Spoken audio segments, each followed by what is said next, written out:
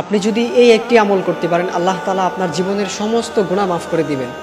আপনার যত গুনাহ থাক না কেন, ইভেন এমনকি আপনার যদি সমুদ্রের ফেনা পরিমাণও গুনাহ হয়ে থাকে, আল্লাহ তাআলা আপনার সেই গুনাহ মাফ করে দিবেন। আমলটি হচ্ছে প্রত্যেক ফজরের নামাজের পরে এবং প্রত্যেক মাগরিবের নামাজের পরে আপনি এই দোয়াটি 10 বার পাঠ করবেন।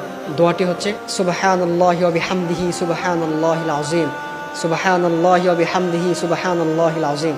আল্লাহর হাবিব সাল্লাল্লাহু আলাইহি ওয়াসাল্লাম বলেন, কোনো ব্যক্তি যদি প্রত্যেক ফজরের নামাজের পরে আর প্রত্যেক মাগরিবের নামাজের পরে এই দোয়াটি 10 বার পাঠ করতে পারে, অর্থাৎ ফজরের নামাজের পরে 10 বার, মাগরিবের নামাজের পরে 10 বার আপনি এই দোয়াটি যদি কন্টিনিউ করতে পারেন, আল্লাহ তাআলা আপনার জীবনের সমস্ত গুনাহ মাফ করে দিবেন।